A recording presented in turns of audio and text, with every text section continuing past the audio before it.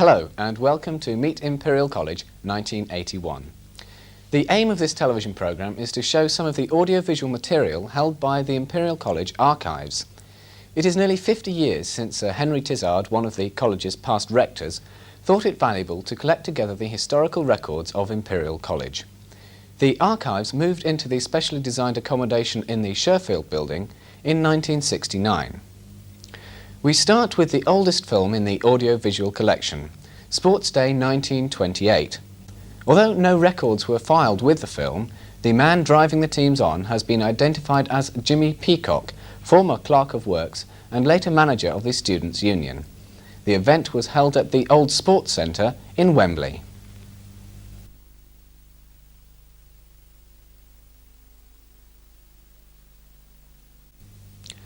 In 1967, the Central Office of Information came to the college to film items for overseas television use. Several versions were made, including Canadian, African and Australian. Hello, this is Wendy Lingham reporting from Britain. A few months ago, this programme made a tour of the many colleges in Kensington around the Albert Hall. And one of the most interesting was the Imperial College of Science and Technology. So I'm very pleased to have been invited to Imperial College today to see some of the work that is being done in the field of engineering. Let's start with the Department of Civil Engineering, because this is the kind of thing most of us have in mind when we talk about engineering. Although most of the staff of this department are concerned with teaching undergraduates, this is also the largest school of civil engineering in this country for postgraduate work. As you've probably guessed from the swimming pool in the middle, complete with waves, this is the hydraulics laboratory.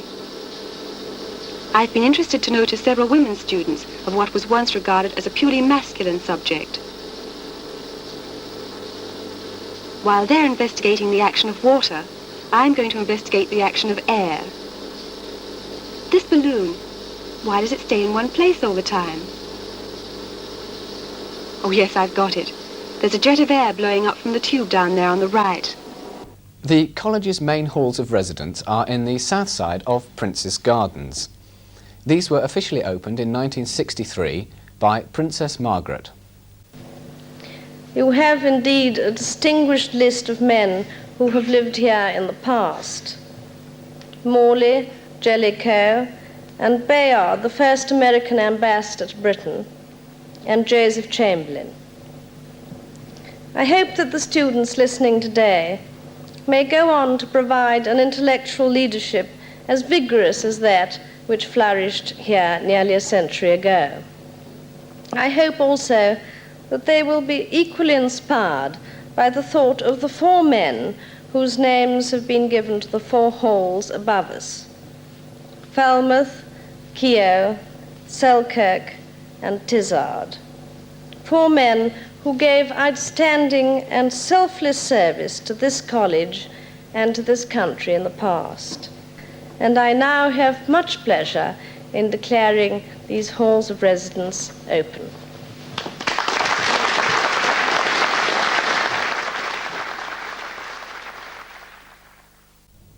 The archives, in association with the College Television Studio, recently started a series of videotape interviews with members of the college who have made a notable contribution to the history of the college. The following interview with the Rector Lord Flowers was recorded in his office in 1979.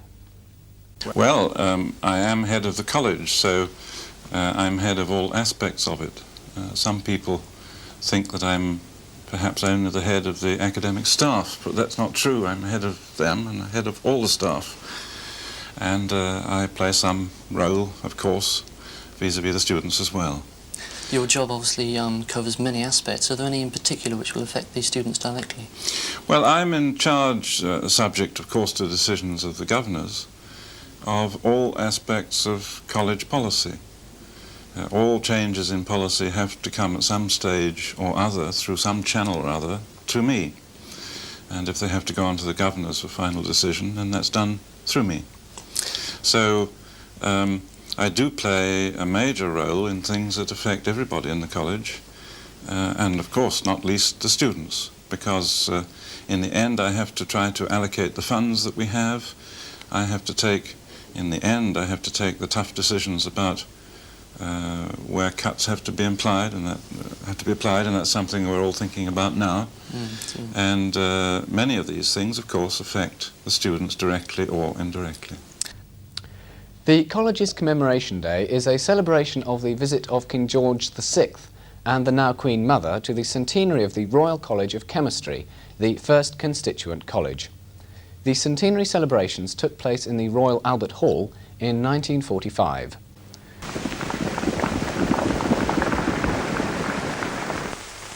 My own concern as your visitor is with the Imperial College of today.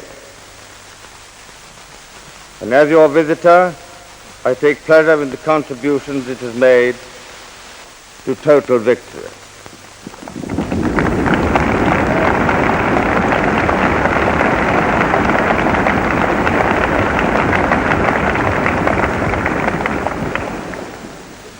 Lord Rayleigh has touched on some of them in the field of applied entomology and preventive medicine. And I am well aware that he could, had time allowed, have pointed at the equally impressive victories won by our other departments in other fields.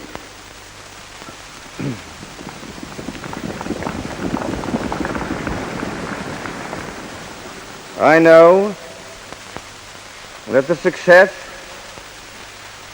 of our D-Day invasion was in great part due to engineers trained in your cities,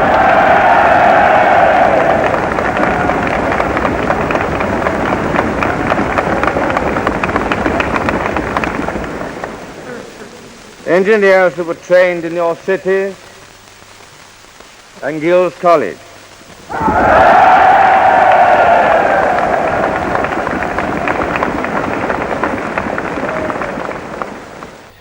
And the result of that visit in 1945, Commemoration Day, held every October in the Royal Albert Hall.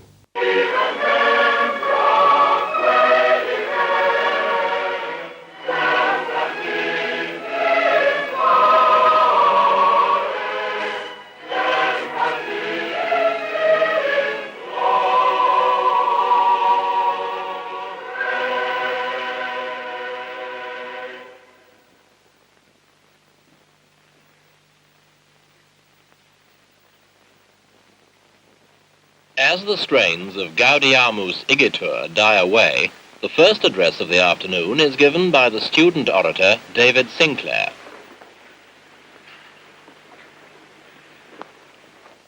My lords, ladies and gentlemen, praise be to God. Let it be remembered that on the 25th day of October, in the year of our Lord 1945, His Most Gracious Majesty, the late King George VI, and Her Most Gracious Majesty, Queen Elizabeth, now the Queen Mother and Chancellor of the University of London, honoured with their presence our celebration of the 100th anniversary of the foundation of the Royal College of Chemistry, which was the forerunner of the Imperial College of Science and Technology. There has always been close royal interest in Imperial College, and in her role as Chancellor of the University of London, the Queen Mother opened both the Roderick Hill building and the new extension to the Students' Union in 1957. It gives me great pleasure to be present on this day, which is a landmark in the history of the college. On the occasion of my installation as Chancellor, I referred to the many activities of the university and went on to say, perhaps the boldest plan we contemplate in order to take our share in the most urgent need today for more technologists and scientists is to double the size of Imperial College. I am delighted to hear, Lord Falmouth, that today we celebrate the completion of the first quarter of the expansion program of the college. You have referred, Lord Falmouth, to the interest which members of the royal family have shown in the college and in its associated institutions. It is no mere coincidence that the building, which is to be opened today, is situated in Prince Consort Road. The whole of this area of London in general, and the Imperial College in particular, bear witness to the devotion which His Royal Highness Prince Albert displayed in the promotion of scientific learning and the useful arts. One of the final stages of the rebuilding of the college was the completion of the administration and library blocks. The library is named after Lion Playfair, and the administration building, in which you are now situated, is named after Lord Sherfield. The Queen officially opened the buildings in November 1969. I'm very happy to know that the growth you have enjoyed in these past 15 years has helped develop the kind of esteem which in the time of the Prince Consort and of Lion Playfair was so sadly lacking.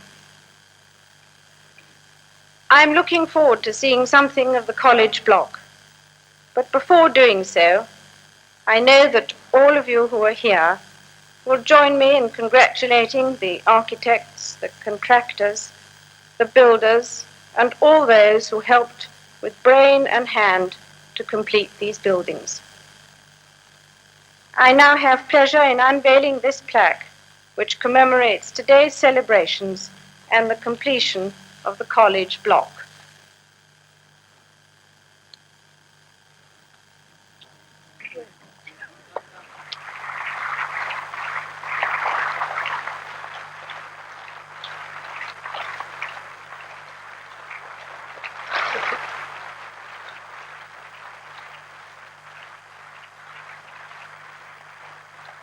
The Queen's tour of the new college block begins in the library wing to the west of the Queen's Tower. The wing contains the two college libraries, the Lion Playfair Library and the Haldane Library, and the Science Museum Library.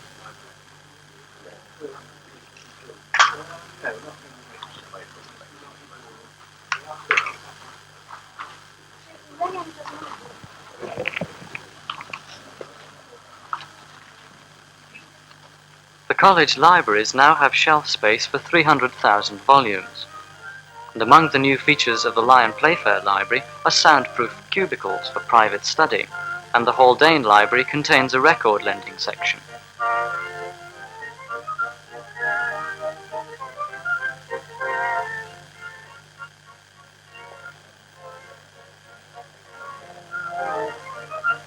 In this wing, besides the libraries, are the college archives. The archives contain records of the college and its predecessors, the constituent colleges, City and Guilds College, the Royal School of Mines, and the Royal College of Science, dating from as far back as 1844. The rebuilding of the college has been mentioned several times. During the main phase of expansion and rebuilding in 1960, a unique colour film was made showing the old entrance to the City and Guilds building in Exhibition Road. Although the old building was still standing, directly behind it the new Department of Mechanical Engineering was already completed. The old building was then pulled down, leaving the Mechanical Engineering building facing onto Exhibition Road.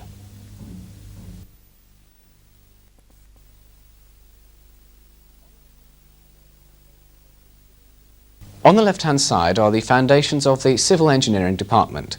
In the centre, the first stages of the Electrical Engineering Department, and on the right also, in the first stages of building, the Metallurgy Department. You've seen just some of the material now held in the archives of Imperial College. It is an ever-growing collection with acquisitions old and new. Age is not the criterion for historical value, as many mistakenly believe, and a document can be of archival value at the moment of its creation. We end with a sound recording of the college choir in 1949. Goodbye.